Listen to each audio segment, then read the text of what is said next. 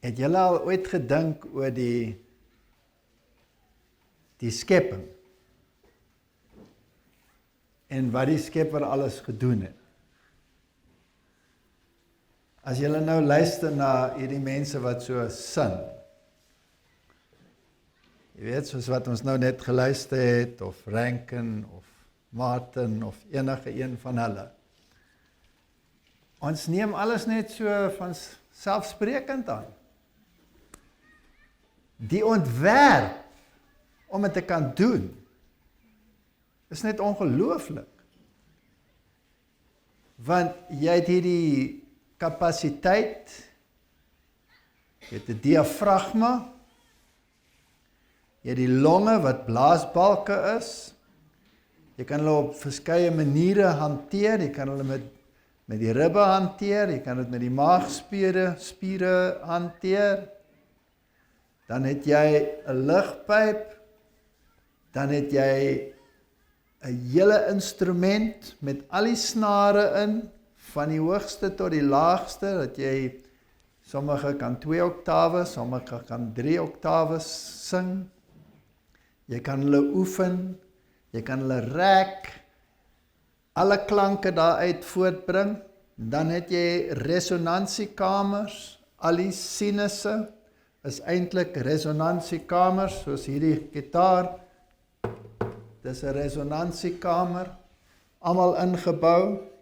en as jy leer om die resonansiekkamers reg te gebruik, soos wat jy leer om 'n instrument te speel, kan jy verskillende stemme gelyktydig sing.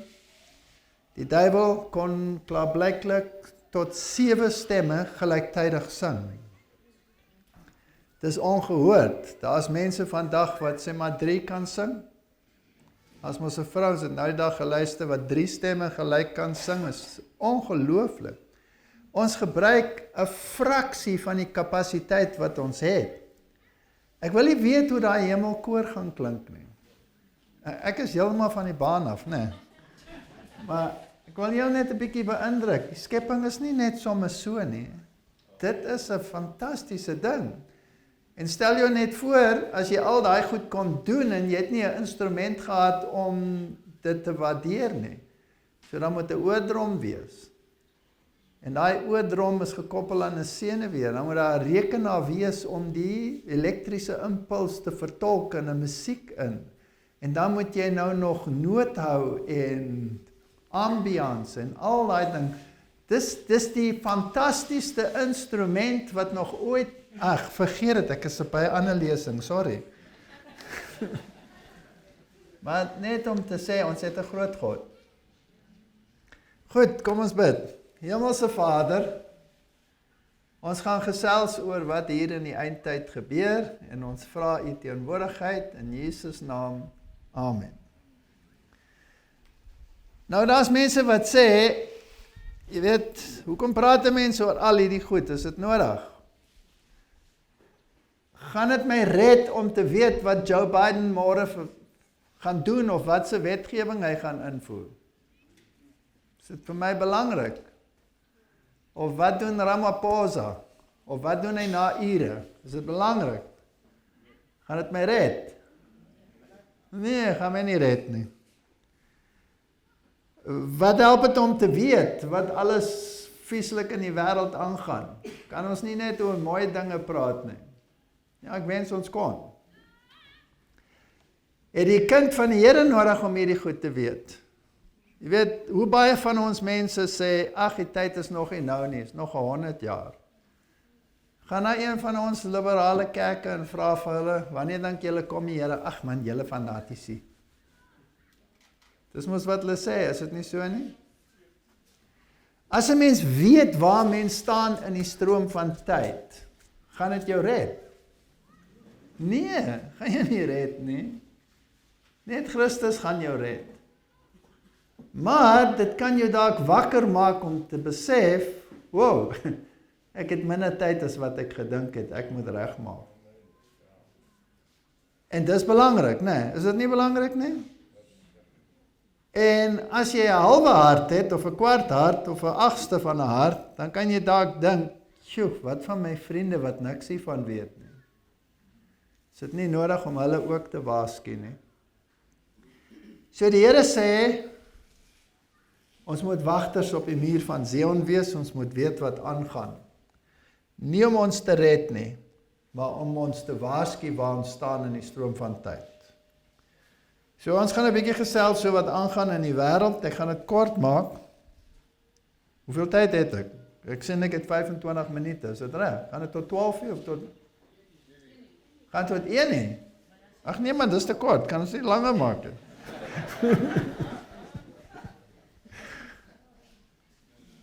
En toe hy op die Olyfberg gaan sit het, kom die disippels alleen na hom en sê, vertel ons, wanneer sal hierdie dinge wees?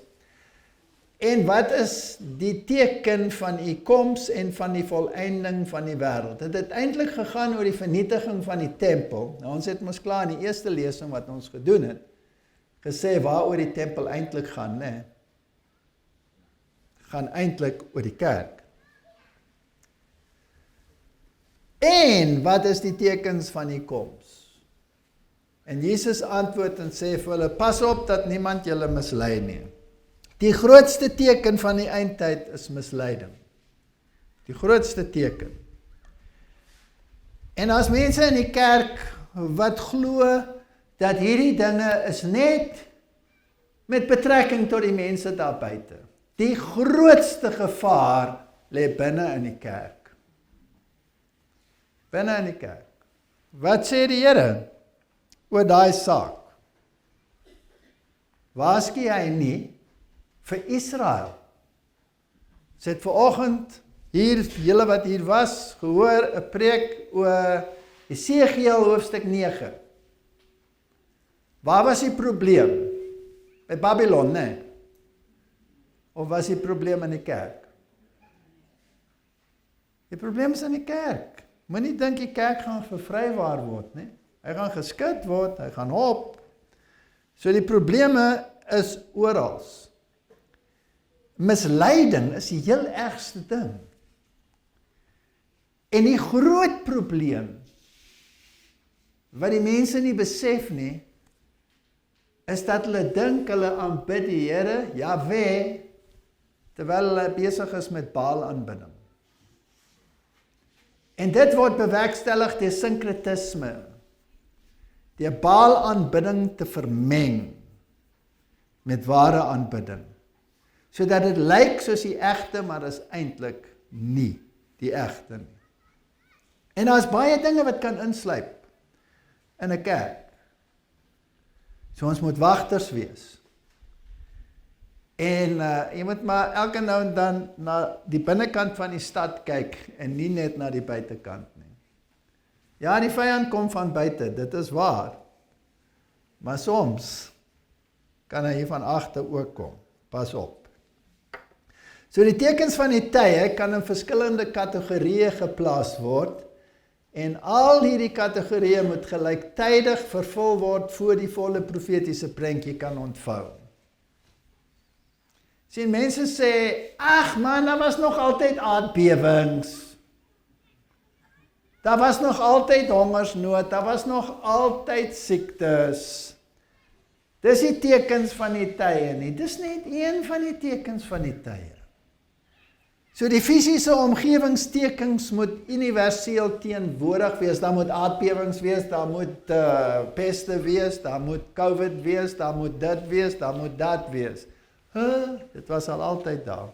Die morele verval soos voorspel in die profeseë moet universeel teenwoordig wees. Die wêreld moet sleg wees, dit moet wees in die dae soos Noag en Lot. En hoekom dink jy is daar twee evangelies wat die twee aspekte noem? Soos dit was in die dae van Noag en soos dit was in die dae van Lot. Wat het gebeur in die dae van Noag? Is die hele wêreld nie uitgewis nie? As gevolg van sonde nie? Ja. En hoe gaan dit wees? Soos in die dae van Lot, waar Sodom en Gomorra uitgewis is. So Sodom en Gomorra moet universeel aanvaarbaar wees. Nee, kom ons gaan 'n stap verder. Dit moet deur wetgewing verskans word. Dan moet jy weet, hier's 'n teken van die tye. Etniese konflik moet algemeen wees. Die politiese en ekonomiese profetiese prentjie moet in plek wees. Die godsdienstige profetiese prentjie moet in plek wees. Babylon moet aan mekaar vaskleef. Hy moet 'n eenheid wees, 'n eenheidsfront. En as jy teen hom praat, is jy in goeie Afrikaans die vark in die verhaal. Dis hoe dit moet wees. So met ander woorde, daar moet 'n massiewe ekumeniese beweging wees waar alle kerkgenootskappe en godsdienste by mekaar kom en sê, kom ons vergeet ons verskille. Ons vergeet sommer van Jesus gelyktydig ook, maar niemand sê nie. En ons handig sop uit. Dan kan niemand met ons baklei nie, want almal het sop nodig. Nou gaan mense my weer verkeerd verstaan en verkeerd vertolk en sê, ek het gesê jy moenie sop uitdeel nie. Ek het nie gesê jy moenie sop uitdeel nie. Maak asseblief baie sop en deel dit uit, maar moenie dit verkondig as die evangelie nie. Verkondig dit as 'n uitvloeisel van jou evangelie.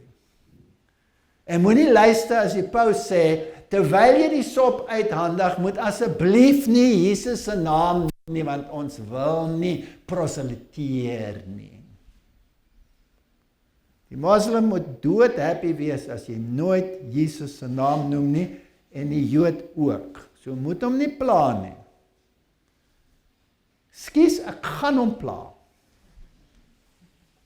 So die godsdienstige prentjie moet in die plek wees en die wetgewing aangaande koop en verkoop, plus die implementering van die merkteken van die dier, alles moet gelyktydig in plek wees. So jy kan nie sê, daar was altyd aardbewings nie. Ja, daar was altyd aardbewings. En daar's nou nog aardbewings. Maar is al die ander goed ook in plek? Een van die tekens wat die Here genoem het, hulle het gesê, daar gaan valse messiasse wees. Dis wat daar gaan wees. En hier was hierdie Israeli rabbi, hy sê, hy het nou klaar vergaderings met die Messias. En ons het onderhoude, ons het video's. Is die video daarin? Nee, ons het hem uitgehaal. Oké, so ek kan maar vir julle sê, hy is nou daar, en al hierdie honderde rabbis buig voor hierdie jong man neer. Ons kan vir julle die video gewys het. Is hy daar? Oké, wonderlik. Kom ons kyk 'n bietjie. Tonight, a worldwide investigation into the evil and destructive ways of a self-proclaimed Messiah, a charismatic Australian whose devoted disciples believe he walked this earth 2,000 years ago. Tonight, we'll take you inside the Messiah's isolated Queensland compound, where he's preparing his followers, including children, for the apocalyptic end of the world. My name's Alan John Miller, but I'm actually Jesus. I remember all of the events of my crucifixion. I understood what was going on. I understood the reason for my death. And he's collecting disciples. Miller has convinced them that they were with him at his crucifixion.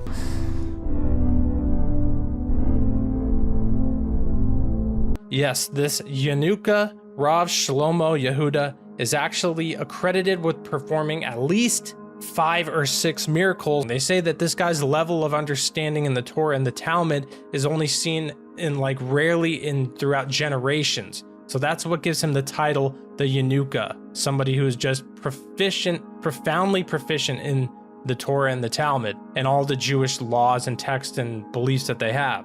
And through his understanding, he's gaining a lot of prominence in Israel. Many of the high-level Jewish rabbis and Jewish people are just in awe and going to him for their wisdom and knowledge, as he is a unique and special soul that has descended into the world to illuminate the world. Many have experienced salvation through his blessing and in the power of his Torah and witnessed miracles transcending the forces of nature. Now that's like so much sounds like he's talking about God, but that's actually what he's referencing to this Yanuka. Goed, so die man is daar, hulle buig voor hom neer, hulle soen hom, hulle gaan maal. En hy ken die Talmud uit sy kop uit en die Torah. Tingelingeling, 'n klokkie moet lui. Hy ken die Torah. Ek het nie 'n probleem met die Torah nie, dis die Bybel. Eerste 5 boeke van die Bybel. Hy ken die Talmud uit sy kop uit. Dis sinkretisme. Want die Talmud is die lering van die rabbies wat elkeen moet aanvaar sonder teenstand, sonder redenasie, wat hulle gesê het is wet. En as die Talmud sê dat Jesus in sy eie excreta vir ewig en ewig gekook gaan word as straf vir wat hy hier gedoen het, dan wil ek met hierdie man, Bybels gesproke, niks te maak hê. Maar hoeveel mense word mislei deur hierdie dinge? Miljoene. En hulle verwag 'n Messias wat nie die ware Messias is nie. So is daar 'n vervulling van profesie dat daar in 'n nasie wat 'n artifisiële nasie is, wat nie gegrond is op die Bybelse prinsipe nie, maar gegrond is op die Talmud, dat dit die oorsprong van die Messias gaan wees en alle oë moet gerig wees op Jerusalem. Hoeveel Christenkerkgenootskappe se oë is gerig op Jerusalem? Letterlike Jerusalem, 'n Vrymetelaar staat. Miljoene. Moet hulle nie gewaarsku word nie dat die tempel waarvan die Here praat is 'n lewendige tempel en nie 'n fisiese tempel met 'n valse Messias en 'n valse leerstelling wat die Jesuïte uitgedink het, preterisme, futurisme, Alcázar, Ribera, kardinaal Bellarmine, en dit is wat die evangelikale wêreld wil aanhang en glo. Bly by die Bybel. Hierdie nonsens dat daar 'n Messias gaan kom en dat hy hier op die aarde gaan rondloop soos hierdie man, is in een sinnetjie in die Bybel vernietig. As jy hoor hy's in die binnekamer, moenie gaan nie. As jy hoor hy's in die woestyn, moenie gaan nie, want soos weerligstrale sigbaar wees uit die ooste tot by die weste, so sal die koms van die seun van die mens wees. En julle sal hom tegemoet gaan in die wolke, want hy gaan nie hier onder rondloop nie, want moenie gaan as julle dit hoor nie. Hoeveel mense is mislei? Een Bybelvers en dis verby. Wie wil julle glo? En die mensdom mag nie gewaarsku word nie. Ons moet luister na wat hierdie manne sê. Nee. Daar gaan oorlog wees. En daar gaan oorlogsgeskree word. So wat verwag hulle? Gaan hierdie oorlog in die Oekraïne dalk 'n nuwe wêreld teweegbring? Die wêreld word in vrees gedompel oor moontlike kernoorlog wat gaan kom. En waaroor gaan die oorlog eintlik? En is dit 'n egte oorlog of is dit nie 'n egte oorlog? Ek gaan nie in die details in of dit nou 'n egte oorlog of nie 'n egte oorlog is nie. Wat is die eindresultaat? Waarheen is ons op pad? Dis die vraag. Nie wat gebeur nie. Wat gebeur is 99% oogblindery. Wat is die eindresultaat? Waarheen gaan dit? Wat sê die Bybel profeties? Waarheen gaan ons? Ons gaan na 'n merkteken van die dier wat op die ganse mensdom, sluit dit die russe in, As die Bybel sê almal, sluit dit die Russe in, sluit dit die Oekraïne in, sluit dit Duitsland in, sluit dit Suid-Afrika in, sluit dit Namibië in. Ja, so moet daar eenheid kom van denke wat dit betref in die wêreld, ja of nee? Ja, maar nou beklei hulle. Nou hoekom sal hulle beklei en mekaar uitwis as daar eintlik eenheid van gedagte moet kom?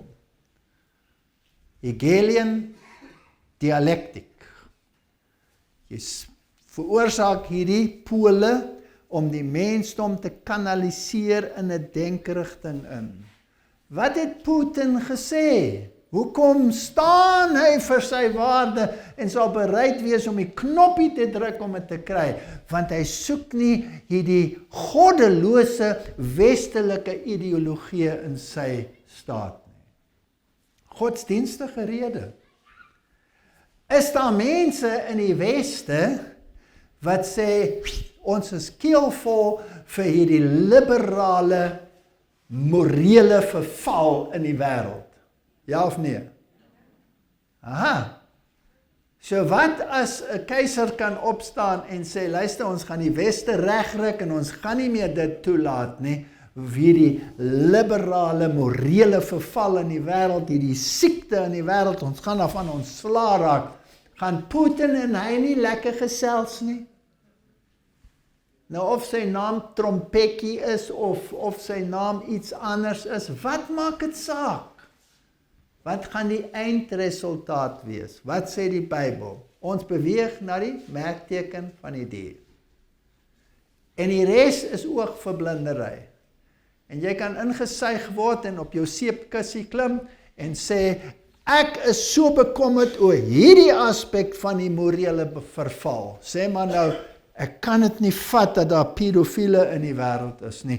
Ek gaan my lewe wy om teen pedofiele te veg. En nie gaan die res van die wêreld verlore omdat hulle die merkteken van die dier aanvaar. Omdat jy jou fokus daar het. Het ek nou gesê, ek is tevrede met pedofiele, hulle is okay? Nee, dis deel van die prentjie. Deel van die oogverblindery om die mensdom te kry om 'n sekere moraliteit te aanvaar wat uiteindelik God, die ware God, gaan negeer. Om uit die prentjie uithaal. So, hieronder sê dit, hierdie konflik wat hier onder die demokrasie plaasvind, wat gaan die waardestelsel wees? Waar gaan die waardestelsel wees en wat gaan die fondasie van die nuwe orde wees? Dis waaroor dit gaan. Dis waaroor dit gaan. En dit gaan hongersnood bring. So die oorlog in die Oekraïne gaan die grootste koskrisis in die geskiedenis van die mensdom teweegbring. En ja, daar gaan 'n koskrisis wees. Hoe weet ek dit? Moet ek 'n koerantberig lees om dit te sien? Nee, ek kan Matteus 24 oopslaan, dan kan ek dit daar lees. En dan weet ek dit gaan gebeur. Maar as ek nou hier sien, hier kom dit. En die oorlog gaan die verskeping en al hierdie dinge gaan dit raak. Julle kan nie kunsmis kry nie, want alle kunsmis wat ooit geproduseer word in die hele wêreld kom alles uit Oekraïne uit. Julle gaan doodgaan van die honger, want julle gaan nie meer brood kan bak nie, want alle graan wat geproduseer word in die hele wêreld kom uit Oekraïne uit. Is dit wat die media vir ons sê? Glo julle dit? Wel, as julle dit nie glo nie, plant 'n bietjie daar. Verstaan julle hoe werk media manipulasie? Dit sê nie, daar gaan nie hongersnood wees nie, daar gaan.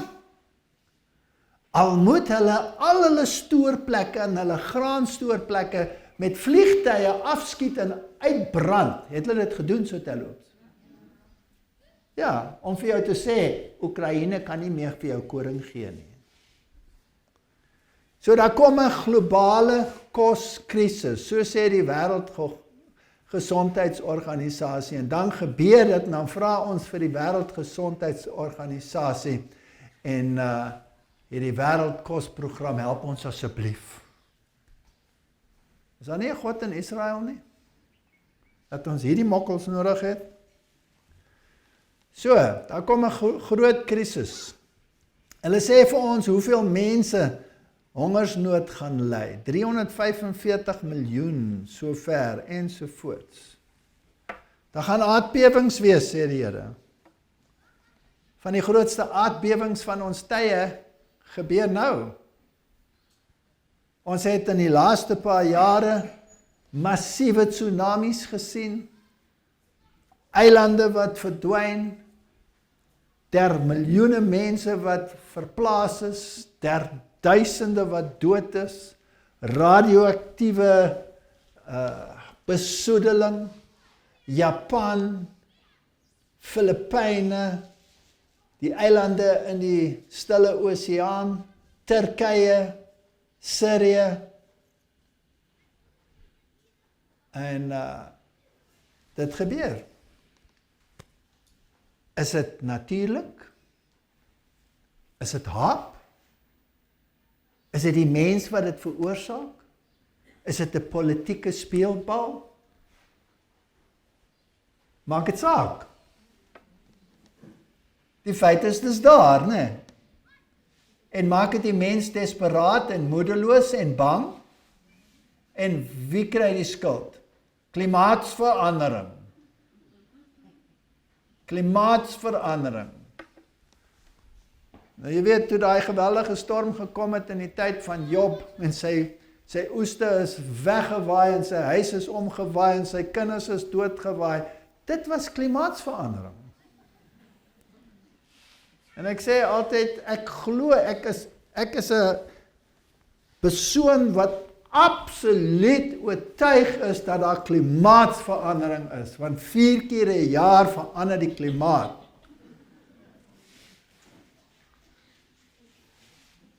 Vraag is dit daar? Die antwoord is daar. Julle gaan nie meer kan eet wat julle eet nie. Die Bybel sê dit ook. So, julle gaan nou insekte kry op julle menu. So lees maar julle labels en sien wat julle daar kry, meelwurms en krieke en melk. Hulle produseer nou melk hier in Kaapstad. Lekker van vliegmaiers. Is lekker, jy liquidize hulle. Spierwitmelk, heerlik, vol proteïen. My mond water, kry so lekker. En dan kry hulle die filmsters, Angelina Jolie. Julle al hierdie ding geëet. Hierdie tarantula spinnekoppe. Vryf net die haartjies so 'n bietjie brood, maak hom so 'n bietjie gaar. Te lekker, haal net daai slagtande uit, jong. En die kindertjies word beïndruk om hierdie goed te eet. Wat sê die Bybel van rein en onrein? En van wat jy mag eet en wat jy nie mag eet nie. Ons leef in 'n siek wêreld. Hierdie poeier van insekte. Die staat het toegelaat dat hierdie goed nou in die voedselketting ingeplaas word.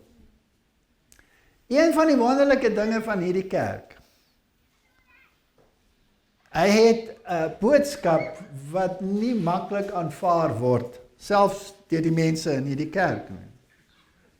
Dit staan bekend as julle nog nie daarvan gehoor het nie, die gesondheidsboodskap. Ja, nou die gesondheidsboodskap is nie daar dat ek my broer en my suster se bord moet dophou nie. Die gesondheidsboodskap is daar sodat ek my bord dophou. Dat ek kyk wat is op my bord. En deesdae kan jy nie na 'n supermark toe gaan sonder 'n bril nie. En ek het nou al agtergekom, jy kan nou ook nie meer gaan sonder 'n vergrootglas nie. Dis waar. Het julle al gesien hoe klein word die letters van ingredients? Die lys raak al hoe langer en die letters raak al hoe kleiner. Nou moet jy maar daai ding saamvat. Ek geniet dit altyd so in 'n supermark. My vrou hardloop altyd weg. Dan kom hulle verby en sê, "Where's your peanut butter?" And say, "It's in front of you, sir, on the shelf." Ek sê, "No, I'm looking for peanut butter. That's toxic waste." En dan haal ek dit af van die rak en ek lees vir hulle wat daarin is en ek sê vir hulle wat dit doen. Dan is hulle oë net so groot. Ek soek peanut butter. Hallo, is dit so moeilik? En hierdie goed is nou in alles. Ek wil nie 'n chip met TBHQ in eet nie. Ek soek dit nie. Hoekom moet ek petrochemiese afval in my kos sit wat my gaan beïnvloed? Hoekom moet ek dit doen? Ek wil dit nie hê nie. Hoekom moet ek tartrazine eet? Hoekom moet ek sodium benzoate eet? Hoekom moet ek dit eet? Wat van nog vrot Meyers? Hoekom wil ek dit eet? En dis waar jy in die wêreld gaan. Maar gaan nie meer kos weet nie, dan moet jy Meyers eet. En dis hoe die wêreld raak. En dan die voedselketting. Ek praat nou die dag, dit was gister dink ek kan ook nie onthou nie. Maar een van julle, 'n boer vra vir my, wat moet ek maak? Ek moet my diere volgens wet almal inspuit. Maar die inspuitings wat nou gaan kom is mRNA inspuitings. En snaakse goed wat daar ingespuit word, wat die DNA en die organisme gaan verander. Dis die minste van julle probleme. Hulle doen dit met die tamatie, hulle doen dit met die grane, hulle doen dit met al daai goed. En die siekte toestand in die wêreld neem toe soos jy nie kan glo nie. En hulle ent jou in, en hulle doen dit, en hulle doen dat. En hulle kyk nie na die statistieke nie. Autisme was 1 in 1 miljoen, later 1 in 100,000, later 1 in 100. Nou is dit al 3, 4 uit 10. Waar kan jy so iets hê? Dan gaan jy in die FSA en jy gaan na 2 state toe, die een waar dit toegepas word, die ander ene wat weier, want hulle sulke lang baarde het en net op hulle plaas sit en ordentlik nog eet, die Amish. 0. En net langs hulle, of in dieselfde staat die wat dit het, selfde statistiek. Maar daar's nie 'n verband nie. Daar's nie 'n verband nie. Ons moet oppas wat ons eet, ons moet oppas wat ons in ons mond sit, ons moet oppas wat ons plant. As ek julle kan raad gee, koop saad. Maar koop tog asseblief erfsaad. Engels heirloom seed. Saad wat soos die oorspronklike is, wat nie gemanipuleer is nie. Ons dink dit wat gemanipuleer is, gaan pragtig en groot en wonderlik wees. Ag, nonsens. Jy kan van hierdie ander, van die heirloom, waar jy die saad weer kan plant, die wonderlikste goed kry. Maar ek wil nou nie daaroor praat nie, ek is besig met ander goed. Is julle reg vir die climate lockdowns? Praat hulle daarvan? Praat hulle van 15 minuut stede? Asseblief hardloop 'n bietjie rond op hierdie plaas voordat jy in 'n 15 minuut stad moet beland. Want jy gaan nie daar uitkom nie. Jy mag nie meer as 15 minute van enige bron af wees nie. Jy gaan nooit weer iewers kom nie. Ja, dit kom. En klimaatsverandering, dis 'n daadwerklikheid en as jy dit nie glo nie, is jy kranksinnig. En die media sê vir jou, dis haatspraak om teen klimaatsverandering te praat. So ek is op rekord, ek is vir klimaatsverandering. Herfs, winter, somer. Ek is nie teen klimaatsverandering nie.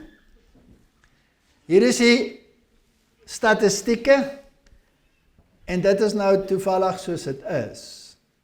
Hier is die rooi lyn wat gebruik word deur die media om te sê hoe die temperature gestyg het oor die laaste 20-30 jaar. Die swart lyne hier rondom wat jy daar sien, al hierdie is die modelle waarop dit gebaseer is. Dis alles rekenaarmodelle.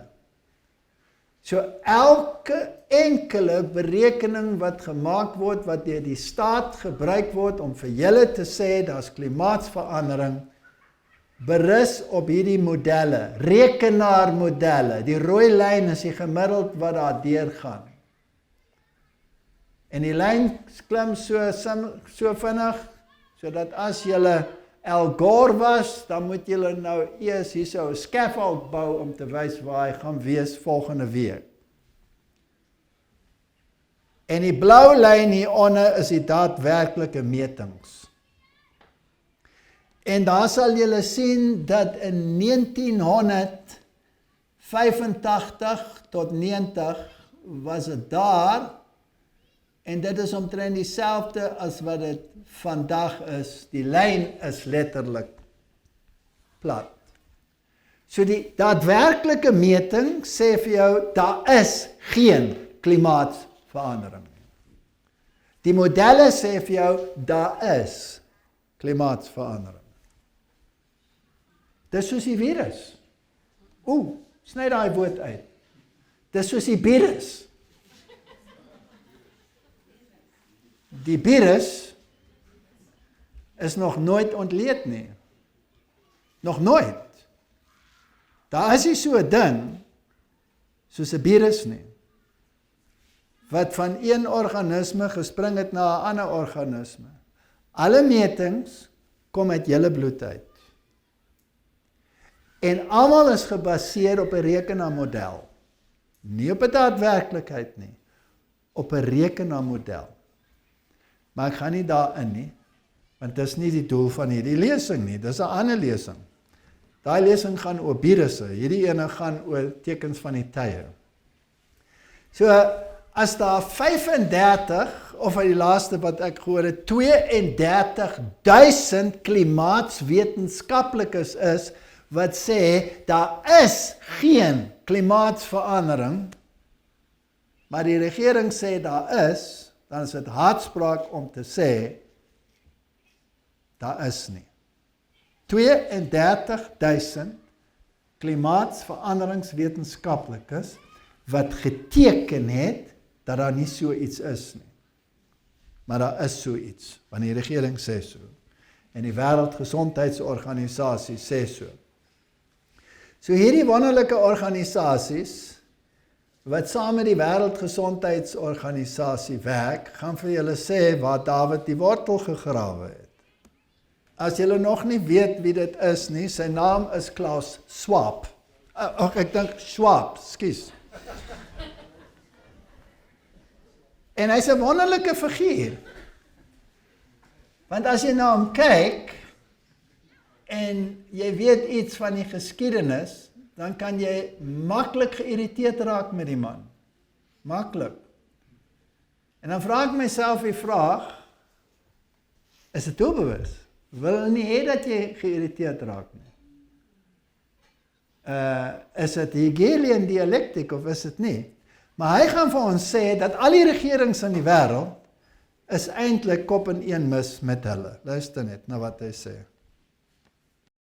And I have to say, when I mention now names like Mrs. Merkel, even Vladimir Putin and so on, they all have been young global leaders of the World Economic Forum. Mm-hmm. But what we are very proud of now is the young generation, like Prime Minister Trudeau, President of Argentina and so on, that we penetrate the cabinets. So yesterday I was at a reception for Prime Minister Trudeau, and I know that half of this cabinet, or even more half of this cabinet, are actually young global leaders of the World Economic Forum. And that's true in Argentina too. Wow. Yeah. Sorry. That's true in Argentina as well. It's true in Argentina, and it's true in France now. I mean, with the president, with a young global leader, but... Is genoeg. Is genoeg. So, Klaus Schwab sê, ek is baie stout. Ek mag nie so stout wees nie. Ek kom altyd in die moeilikheid. Maar die Schwab sê, dat al die regerings is in sy sak. Nou ek kan dit al vir julle gesê het, ek hoef net Openbaring 18 oop te maak, want daar staan geskrewe, dat die ekonomiese wêreld deel van Babylon is. Sê dit nie dit daar nie? Ja, die handelaars van die wêreld ween wanneer Babylon val, want hulle het nie meer ware om te verkoop nie.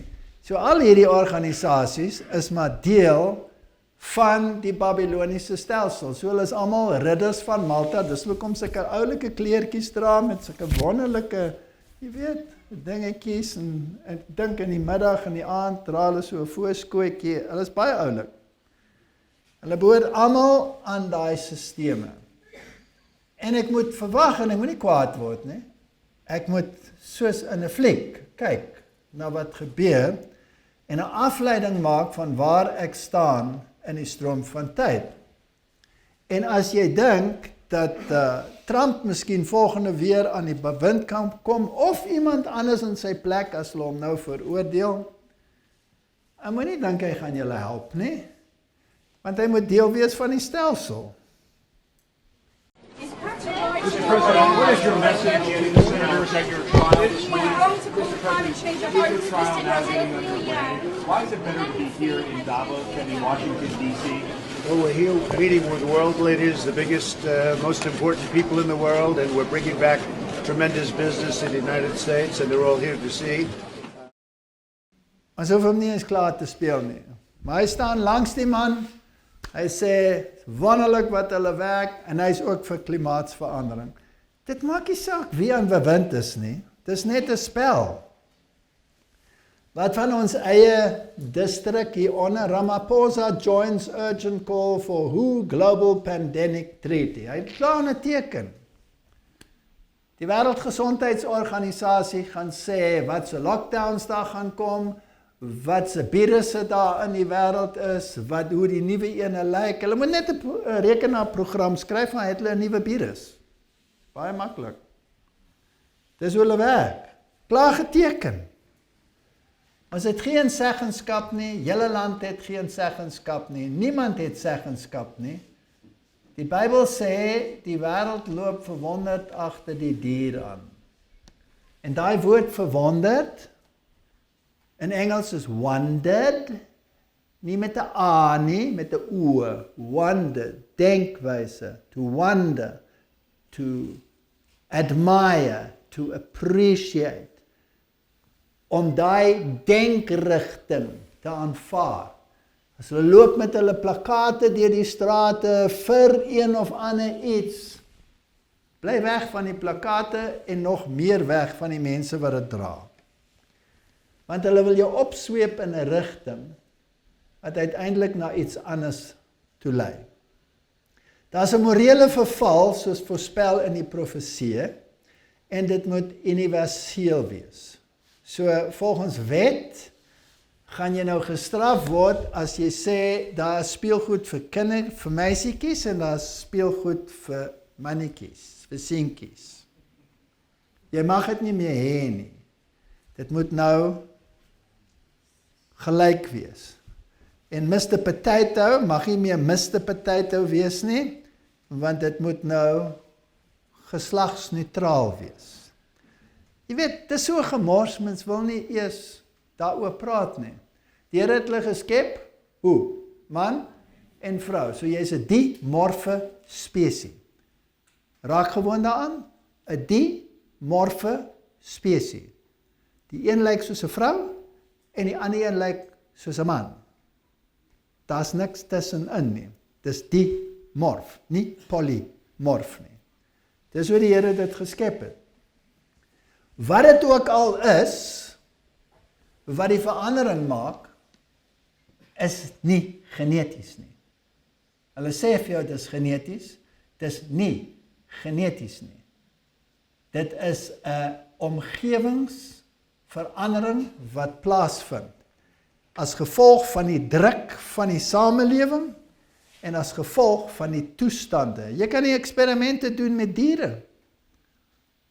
Jy kan rotte byvoorbeeld vat en hulle in 'n situasie sit waar hulle oorbevolk is en waar jy sê maar die voedseltekorte veroorsaak, byvoorbeeld, en stresfaktore in hulle omgewing inbring en hulle verander hulle geslagsgedrag.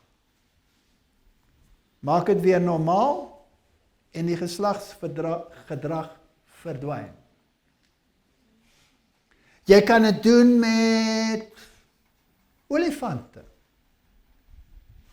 En dis 'n snaakse verskynsel. Doen dit met olifante.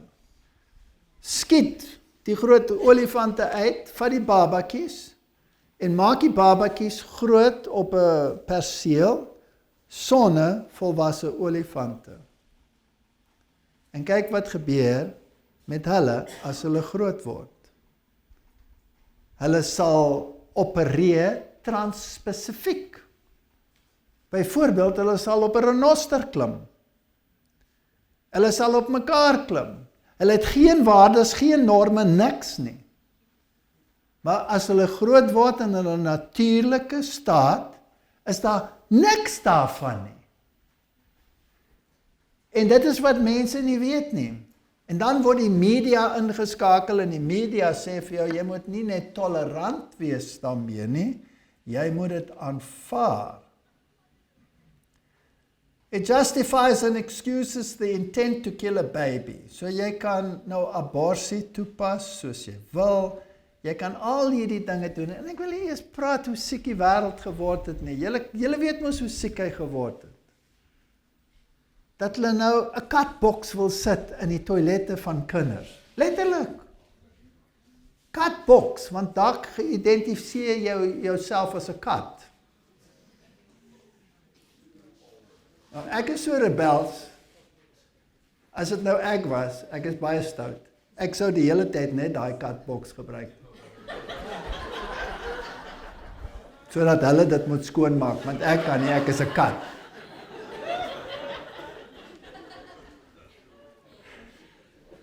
Maar is dit nie 'n realiteit nie? Dis hoe mal die wêreld geraak het.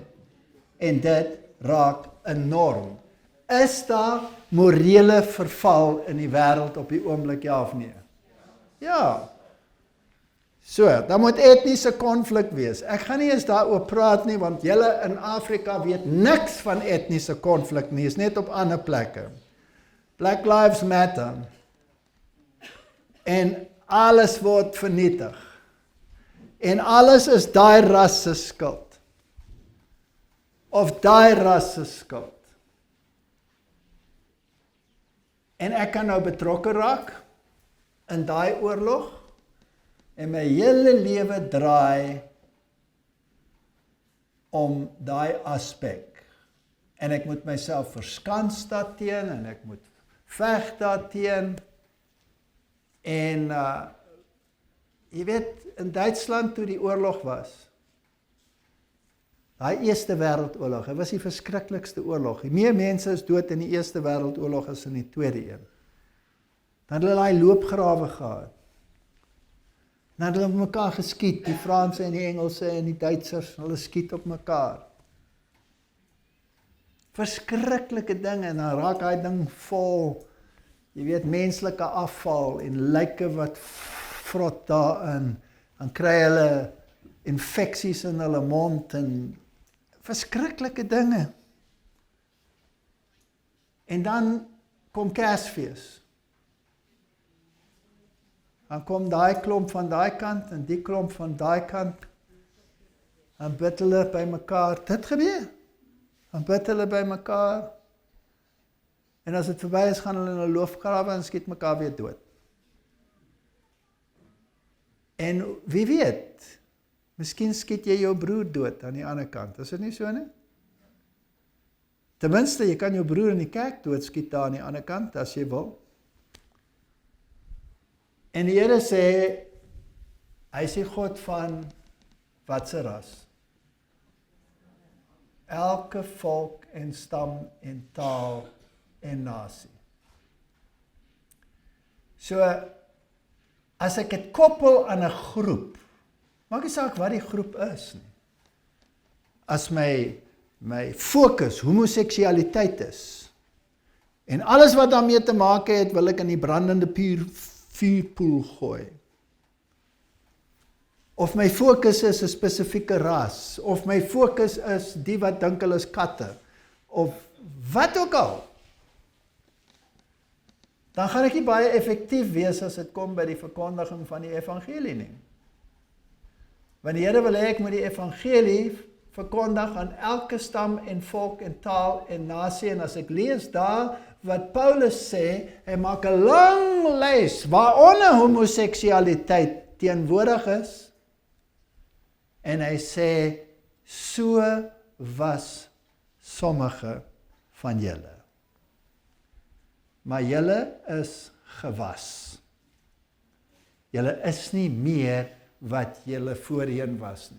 En as ons dink, ons is grand, moet ons maar net na die register kyk van hoe ons was, en soms ook kyk na hoe ons is, en ons sal sien, ons is nie so grand soos ons dink nie. So etniese konflik gaan baie lyke veroorsaak, en die doodskiste gaan lê. En is nie 'n Afrika probleem nie. Dit vind plaas in die Balkans, Rwanda, Tsjechië, Irak, Indonesië, Sri Lanka, Indië, Darfur, dele van Israel, die Wesbank, Gaza, reg oor die wêreld het ons etniese konflik. Is 'n vervulling van profesie, ja of nee? Ja. Want die Bybel sê, koninkryk teen koninkryk, etnos teen etnos. Dan die politieke en ekonomiese profetiese prentjie moet in plek wees. Openbaring sê in hoofstuk 17, en een van die 7 engele met die 7 skale het gekom en met my gespreek en vir my gesê, kom hierheen en ek sal jou toon die oordeel van die groot hoer wat op die baie waters sit. Waters is koninkryke, menigtes, volke. So daar is 'n groot afvallige kerkstelsel wat sit by alle nasies. Nou is ons in die moeilikheid, want daar is net 2 kerkorganisasies in die wêreld wat internasionaal in elke nasie verteenwoordig is. Het julle dit geweet? Net 2. Een is nie die NG Kerk nie.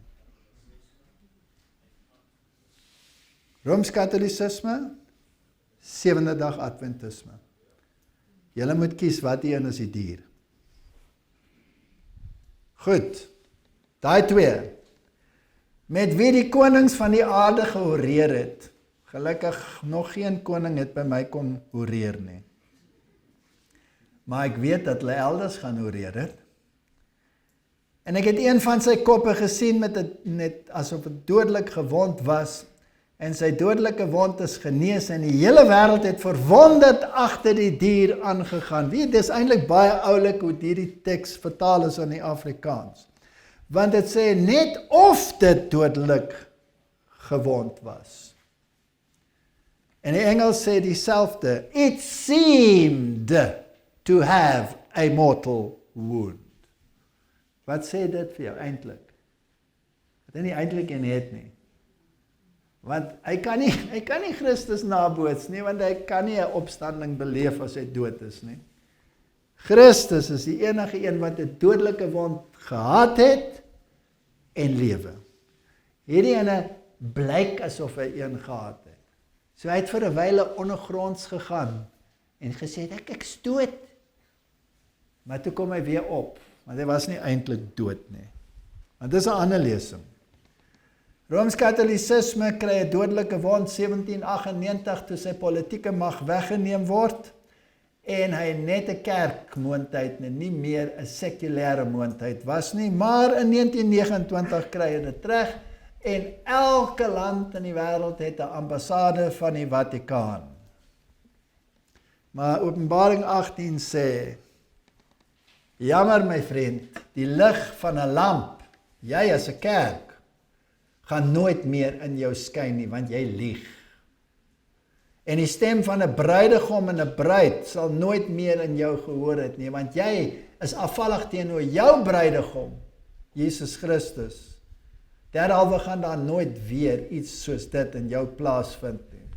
En die handelaars, julle vrymesselaars en julle ridders van Malta wat elke groot ekonomiese organisasie besit en beheer, gaan verby wees met julle ook. En die grootes van die aarde, want deur jou towery is al die nasies verlei. En die bloed van die profete en die heiliges is in haar gevind, en van almal wat op die aarde gedood is. En die towerny is farmakia. As julle wil weet wie beheer die mediese wêreld, dis die Rockefellers. En wie is die Rockefellers? Hoe's die Jode? Nee, is 'n frontorganisasie vir die Vatikaan. Wie het hierdie goed in die wêreld ingebring wat elkeen van ons kwansuis in ons arm moet rondsleep? En nou ook elke dier. Was dit nie die Jesuïte nie? Het hulle dit nie ontwerp, het hulle dit nie ontdek nie? Ja, hulle het. En wie dwing dit af? Wie is die man met wit wat by sy venstertjie uit sy neus daar uitsteek en sê, julle moet dit almal vat? Gee dit eers vir jou. Ek sal dit persoonlik vir jou gee om seker te maak dat jy die regte een kry. En die konings van die aarde, of dit nou 'n Trump is, of dit 'n Putin is, of dit die Emmanuels is van Frankryk, of dit die Duitse leiers van destyds of vandag is, of dit Joe Biden is, by wie gaan kuier hulle? By die Adventiste? Nee. By hierdie ene. By die dier. Is dit 'n vervulling van profesie? Ja. Wat van die CEO's van die mega maatskappye, Tim Cook, CEO van Apple, wat van Kevin Strijstrom, wat van Mark Zuckerman, wat soek hulle daar? Hoekom gaan hulle so intoe? Om hulle instruksies te kry. So as jy nie mag praat op YouTube nie, wie het vir hulle gesê, jy mag nie praat op YouTube nie, of jy mag nie dit toelaat of dat toelaat nie? Wie? Daai ene. Elon Musk, daar is hy by die Vatikaan, en sy kinders is ook daar. Hulle lyk nog so 'n bietjie rebels daar aan die regterkant. Hulle moet 'n bietjie meespring, jy moet 'n pink tie gedra het, nie 'n swart pak nie. So hier is die manne, en dan koop hulle Twitter, en sê, nee, nou mag julle dit doen, en nou mag julle dat doen, en dan begin ons 'n rebellie, teen wat voorheen alles gesensor is, en ons swaai die pendulum na regs, want ons wil nou hê die denkrigting moet in ons rigting gaan. Hulle speel 'n baie slim spel. En dan as daar mense sê, ek is so bly, daai ou het nou daai ding gekoop, want nou gaan dit regloop. Nee, nou gaan ons hel toe. Die godsdienstige profetiese prentjie moet in plek wees. Of jou naam nou Kenneth, I can't cope with this land anymore is, of het Rick Warren is, of het die president van die Lithuaniese Federasie is. By wie gaan kyk hulle? By wie steek hulle kerk op? Met wie die kerke? Die moeder van die hoere. Die moeder van die hoere, dan moet die hoere mos gaan kuier vir die moeder, nee. Kuier die moeder by die hoere. Ja. Kom ons kyk. The missing link surfaces at last. New video of Klaus Schwab of the World Economic Forum, connecting the dots between revolution in the Catholic Church 60 years ago and the Great Reset. Why did they get rid of Pope Benedict and install Jose Mario Bergoglio to the chair of St. Peter? And what's the connection between the global lockdowns of today and a bizarre middle-of-the-night ceremony that took place some 55 years ago, deep in the catacombs beneath the streets of Rome. 92-year-old Father Luigi Battazzi is the last known survivor of a secret pact that experts say may have influenced Pope Francis. Signed 50 years ago at the time of Vatican II by Catholic bishops in this underground church in Rome. Called the Pact of the Catacombs, it vowed to create a poor church for the poor, the same church Pope Francis says he wants today. I always say that Pope Francis is the new Catacombs Pact. And they decide, for example, to refuse, for example, to be called Eminency, Monsignor, so they wanted to be called like Father. And we can say, for example, that they decide to refuse all the insignia.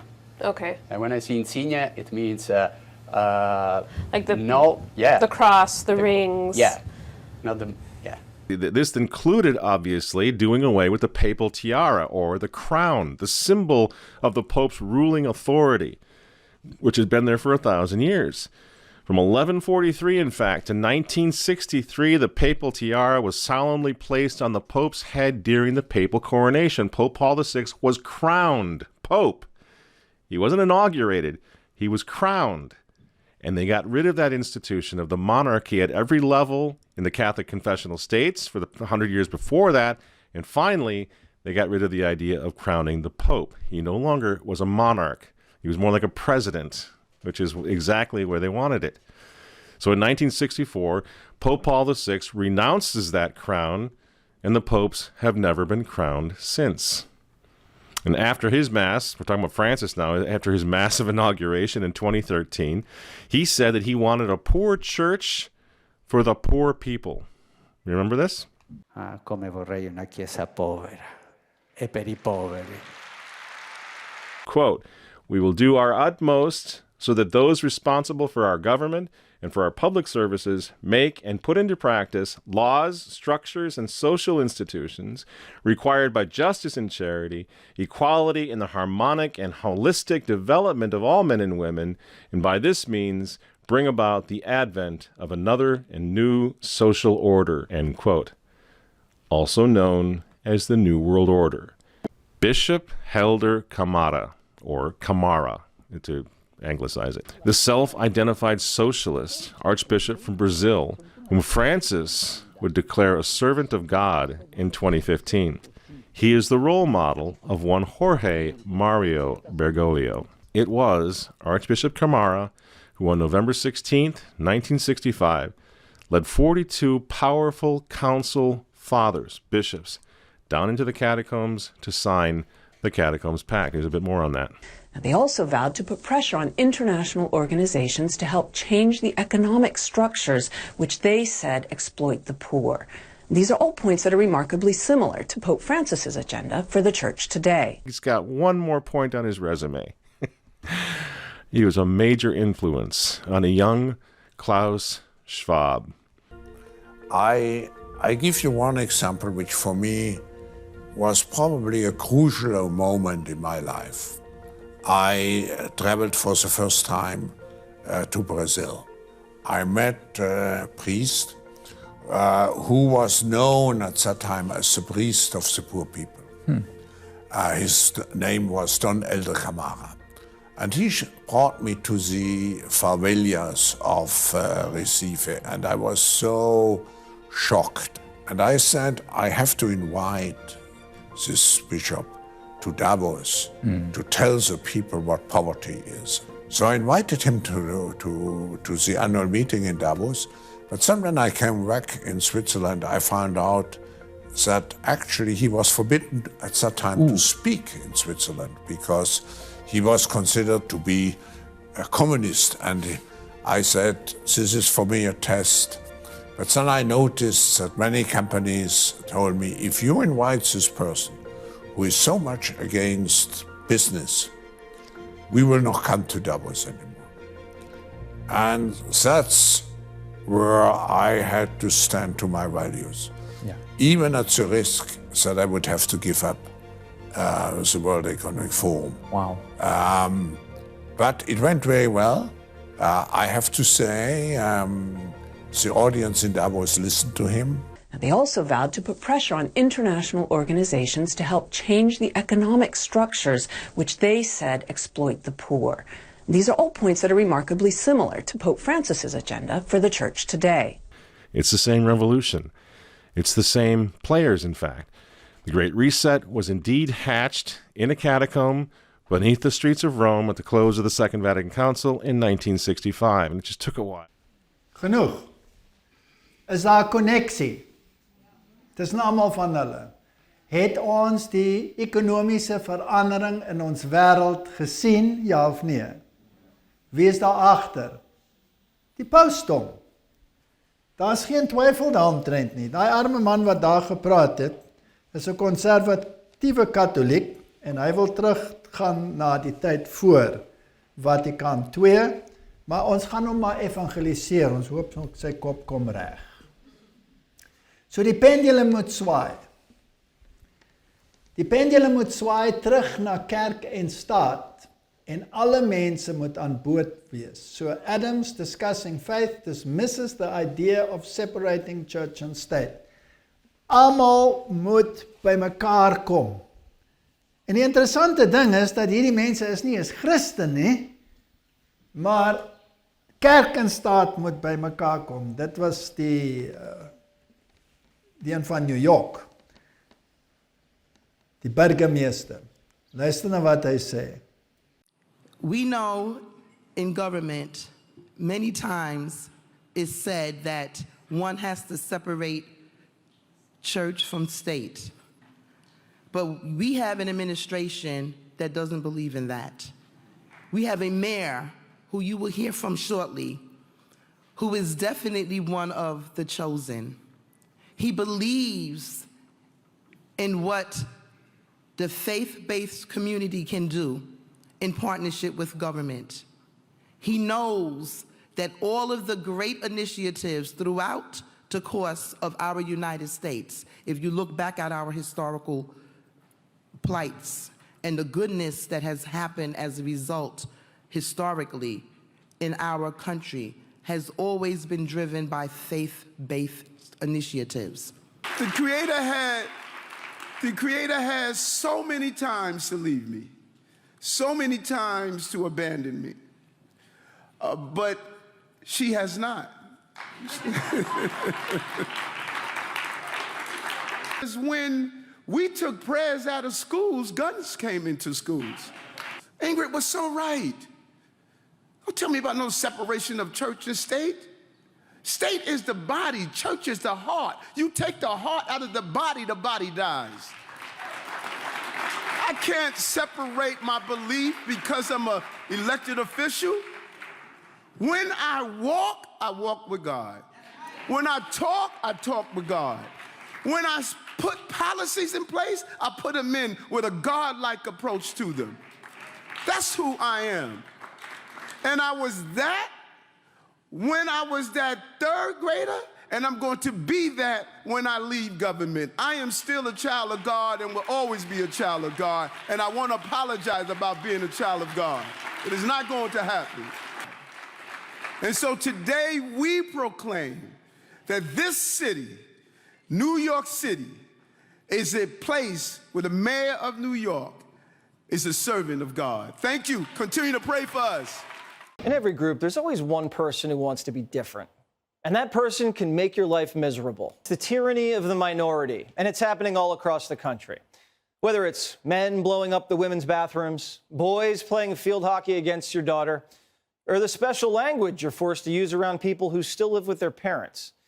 Why do strangers with strange hair and strange habits get to dictate rules for the rest of us? This whole America thing was working out pretty well. We knew the rules, everybody respected each other, and if someone was a little out there, we'd let him be. But now the people who are a little out there say we're making them uncomfortable and demanding we bow down. This is a first-year school board member, Tamilia Valenzuela. At some point, we need to get real with ourselves and take a look at who we're making legal contracts with and the message that that is sending to our community. Because that makes me feel like I could not be safe in this school district. The queer, black, Latina with cat ears feels uncomfortable. By all means, cat lady, whatever we can do for you, please let us know. In what way can Western civilization radically change to make cat lady feel comfortable?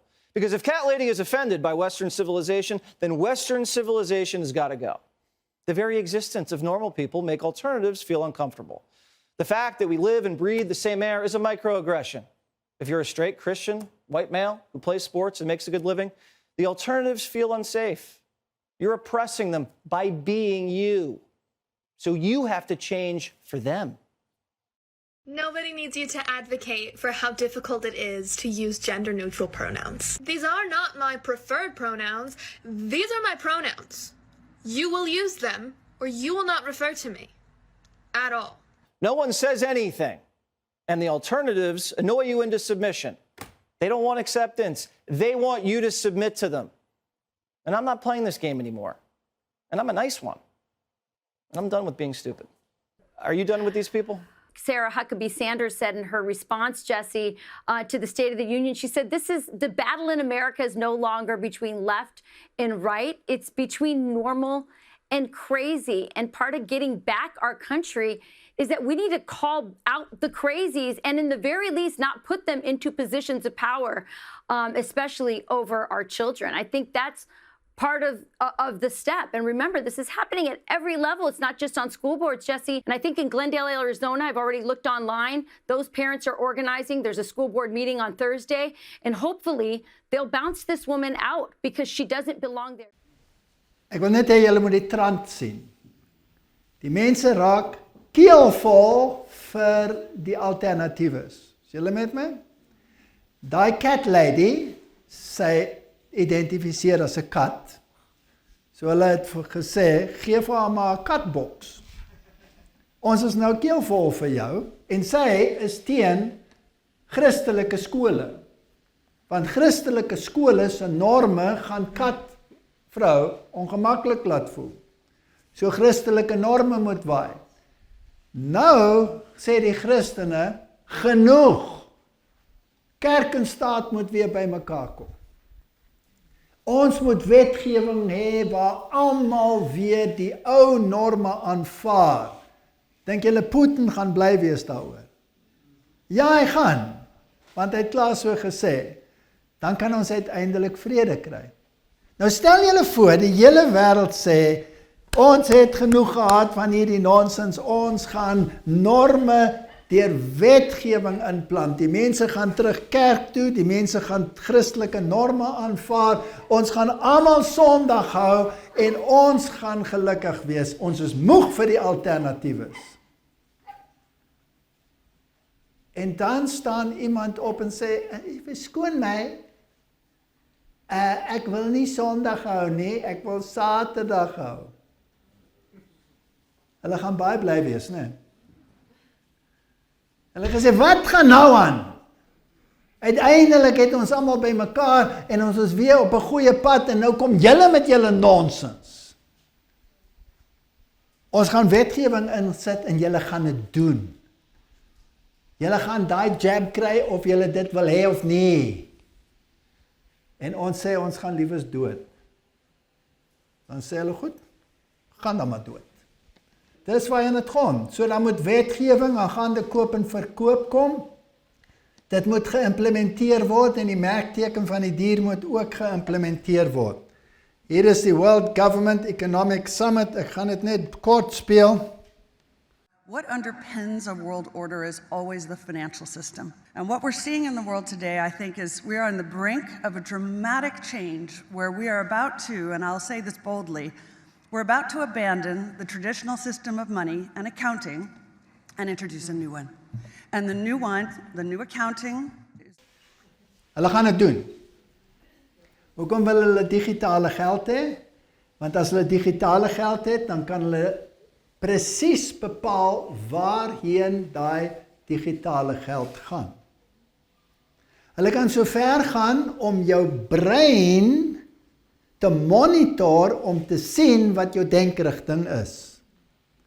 En dan kan hulle dit kanaliseer of stop net soos hulle wil. So the World Economic Forum sê hulle gaan AI gebruik, artificial intelligence, om hierdie goed te monitor. Nou hier's 'n videoetjie. Hy's bietjie lank, ek gaan nie alles speel nie, maar dit is realiteit op die oomblik. Kyk 'n bietjie. But then you start to worry that your boss will notice your amorous feelings when she checks your brain activity and shift your attention back to the present. You breathe a sigh of relief when the email she sends you later that day congratulates you on your brain metrics from the past quarter, which have earned you another performance bonus. You head home jamming to the music with your work-issued brain-sensing earbuds still in. When you arrive at work the next day, a somber cloud has fallen over the office. Along with emails, text messages, and GPS location data, the government has subpoenaed employees' brainwave data from the past year. Okay, so hulle monitor jou breingolwe en kan min of meer bepaal of jy vir of teen 'n saak is. Nou is dit fiksie. Kom ons kyk net 'n bietjie verder, ek wil net 'n bietjie spring. You may be surprised to learn that it's a future that has already arrived. Everything in that video that you just saw is based on technology that is already here today. We're not talking about implanted devices of the future. I'm talking about wearable devices that are like Fitbits for your brain. We can pick up and decode faces that you're seeing in your mind. Simple shapes, numbers, your PIN number to your bank account. It's not just your brain activity here that we can pick up. We can also pick up your brain activity in different places, like as your neurons fire from your brain down your arm and send signals to your hand to tell you how to type, move.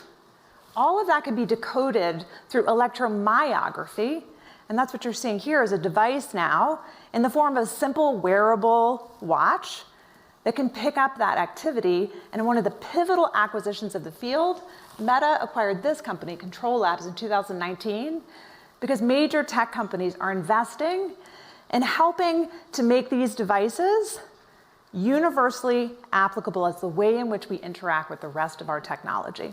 What is it like to feel like pushing a button without actually pushing it? And that could be as simple as, hey, I just want to move this cursor up or move it left. Constant conversation with the machine.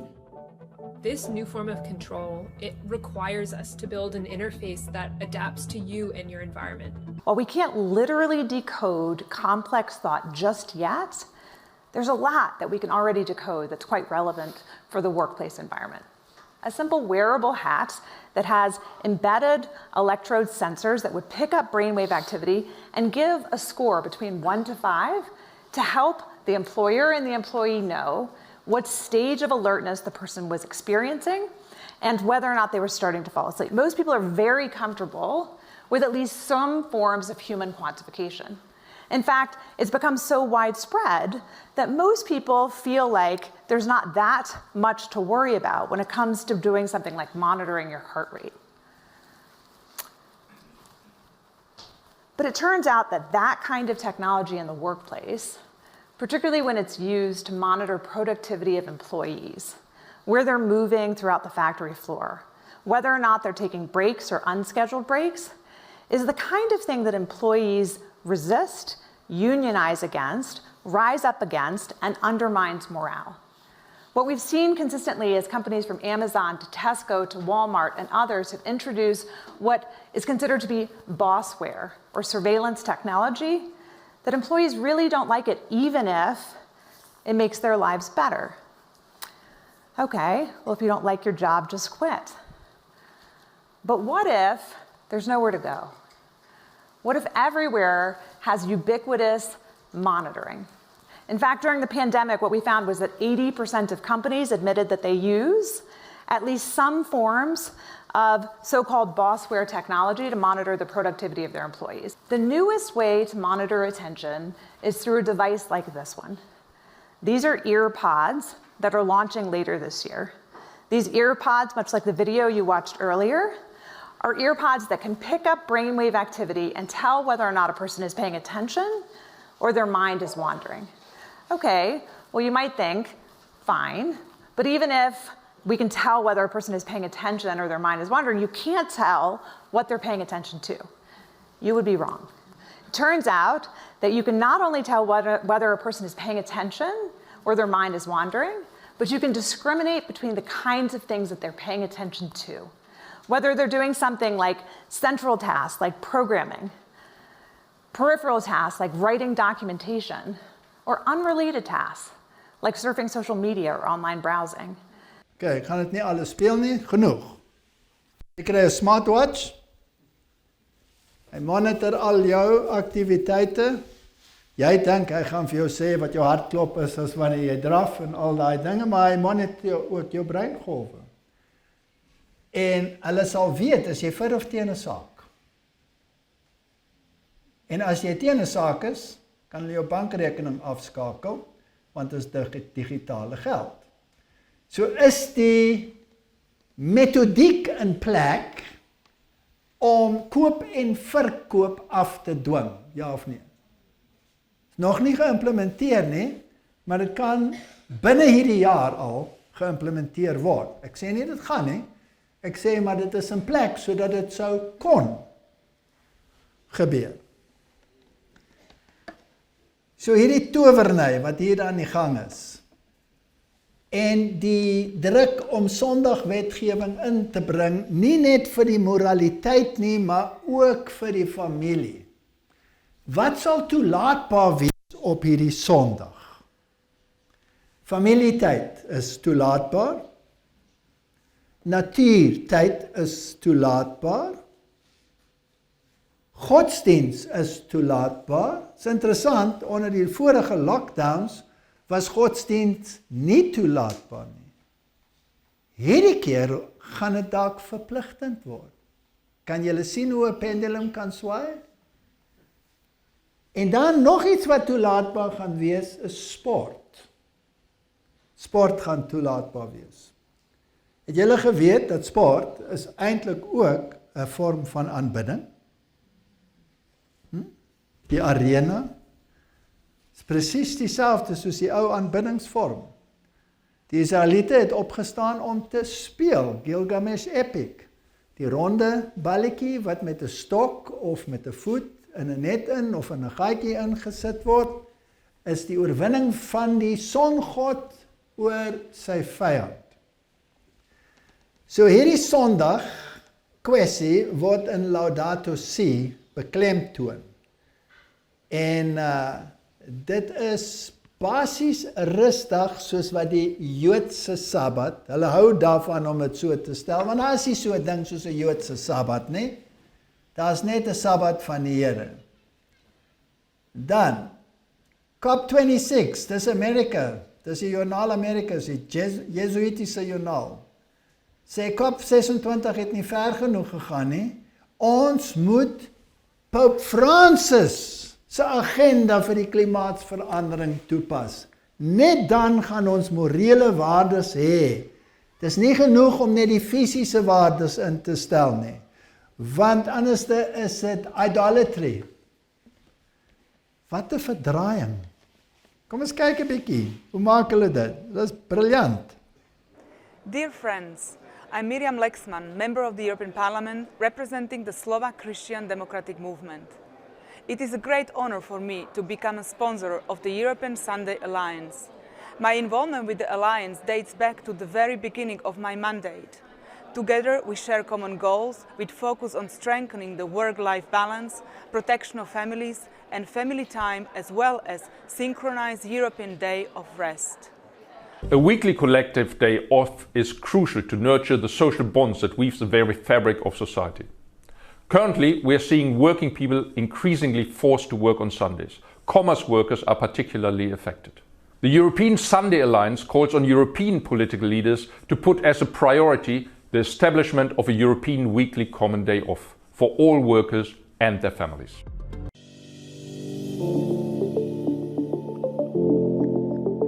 As the founder of the European Sunday Alliance, the Committee is very aware of protecting this particularity of the Sunday. Sunday has to be a different day for the people, a day in which they can not only have their habitual activities in their work, but to have the possibility of meeting the family, having other activities in social camp and in sport, in culture, and of course also in spiritual and religious engagement. So we wanted just to protect as far as possible the fact that the people, all the people, has to be able not to work. Genoeg eintlik. Die punt is gesinkroniseerde rustdag. Dis die klem. En dis hoekom dit net Sondag kan wees. Kan nie 'n ander dag wees nie. Want tot nou toe het hulle gesê 'n rustdag is genoeg. Maar dis nie genoeg nie. Hulle wil 'n gesinkroniseerde rustdag hê. Want as 'n gewone rustdag is, sê maar jy kry 'n Woensdag af, dan is die familie verbrokkel, want ma is Woensdag af, maar pa is by die werk. Kinders is by die skool. Vat enige dag, en dit gaan dieselfde wees. Om die familie bymekaar te kry, moet jy 'n gesinkroniseerde afdag hê. Almal op daai dag moet afwees. En dit kan jy net bewerkstellig deur Sondagwetgewing. Want die ekonomie laat niks anders toe nie. So Sondagrus gaan 'n feit word. En dan moet die skepping natuurlik gered word. Dit is die dryfkrag daar agter. En die omgewing gaan gebruik word om te sê die aarde moet ook rus. En as jy net bereken hoeveel besoedeling uitgesny word, as jy net een dag nie werk nie, en die lockdowns het gewys hoe effektief dit is. Van Kampsdag die temperatuur van die aarde het nie meer gestyg toe ons by die huis gebly het nie, het julle geweet. Ek weet nie wat so model hulle gebruik het nie, maar dis hoe dit uitgewerk het. Punt is, al hierdie dinge is besig om te gebeur, en alles lei na 'n punt toe. Is dit 'n profetiese punt vir ons? Ja. As ons dit weet, gaan dit ons red? Nee. As ons dit weet, gaan ons weet die tyd is kort? Ja. Gaan dit dalk bewerkstellig dat ons oor onsself moet dink? Ja. Gaan dit ons meer bekommerd maak oor die wat nog nie die waarheid ken nie? Ja. Is my vyand die politikus wat dit dryf? Nee, hy is nie my vyand nie. Hy is my evangelisasieteken. Ek moet die boodskap na hom toe bring, net soos wat ek moet bring na die eenvoudigste persoon op hierdie aarde. Weet jy hoe vinnig kan 'n boodskap in die wêreld uitgaan? Dis ongelooflik.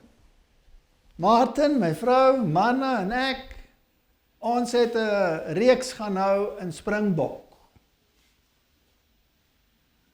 Dis daar in die droë gedeeltes. Jy weet, nog droër as wat dit by julle in Namibië is. En daar's net velde en sulke dinge. Ja, Rigtersveld. Ons het daar deur die Rigtersveld gery. En dis net velde en daar's niks. En ek is verstom, ek is so getref hierdie beeld kom nie uit my kop uit nie. Ons ry daar deur daai dorre wêreld, myle niks nie. En daar sit in die middel van die veld, sit 'n boesman op 'n klip met 'n masker aan.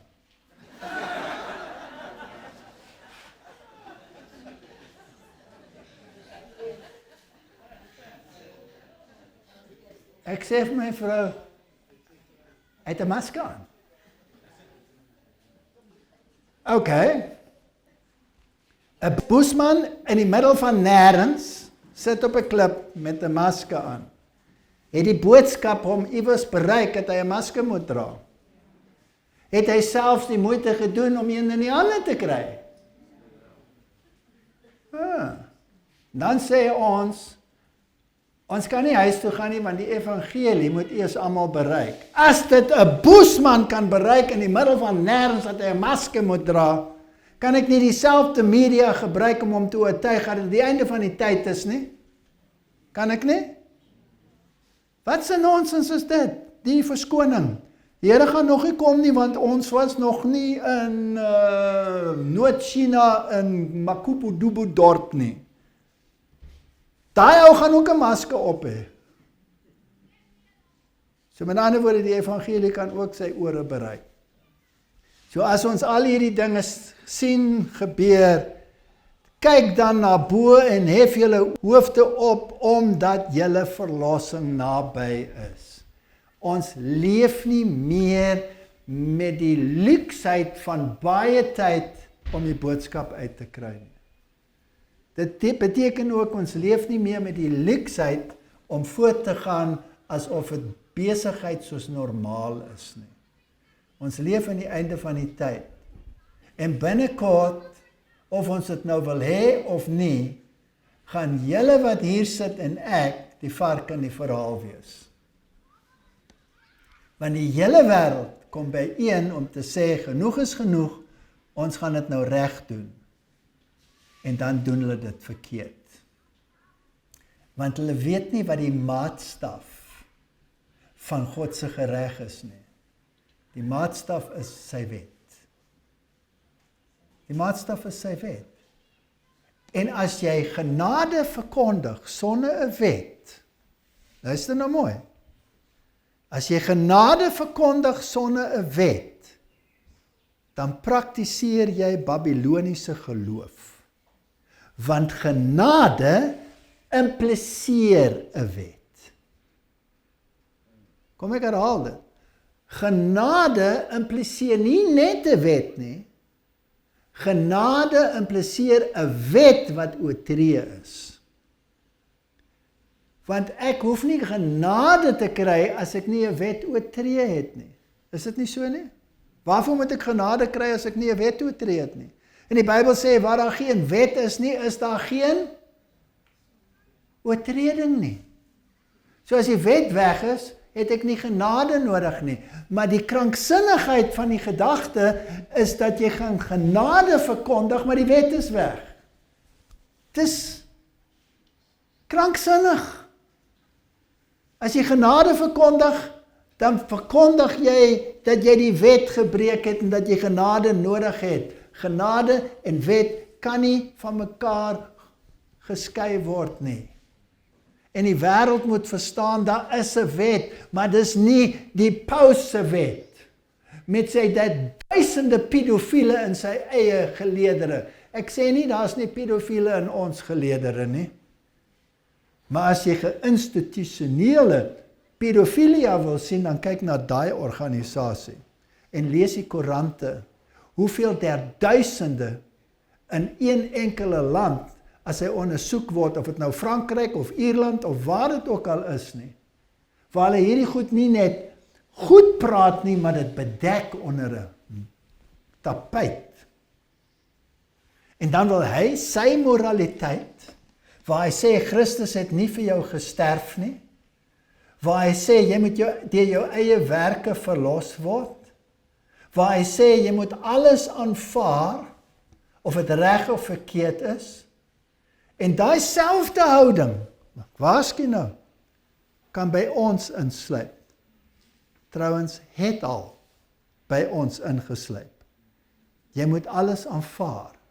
Nee, ons is 'n hospitaal, ons is siek, maar as ek as 'n sondaar hier wil kom sit, beteken dit nie my swakhede is weg nie, maar dit beteken dat ek 'n besluit gemaak het dat ek die Here wil toestemming gee om my swakhede tersyde te stel en my te help om op my voete te kom soos hy dit wil hê. Is dit nie so nie? Ons kan nie sonde in ons midde tolereer nie, omdat dit polities korrek is nie. Sonde is sonde. En sonde en Christus kan nie saamgaan nie. Gaan en sondig nie meer nie.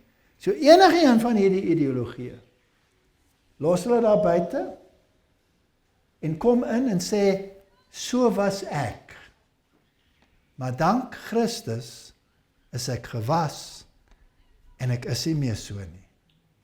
En al het ek die neiging, ek wil nie so wees nie. Help my Here om in harmonie met u wil te kom. En as ons dit nie doen nie, gaan daai poort in die hemel vir ons toebly. Mag die Here ons genade gee en mag ons dit verstaan in die konteks waarin dit bedoel is. Kom ons bid. Hemelse Vader, daar is geen twyfel dat ons aan die einde van die tyd lewe nie. Al die profetiese tekens is in plek. Ons gaan binnekort huis toe. Ek weet nie wanneer nie, maar dit kan blitsvinnig gebeur, voordat ons oë uitvee. So help ons om wakker te word, en nie soos daai sluimerende maagde, wat op die laaste oomblik wakker word en agterkom hulle het nie genoeg olie nie.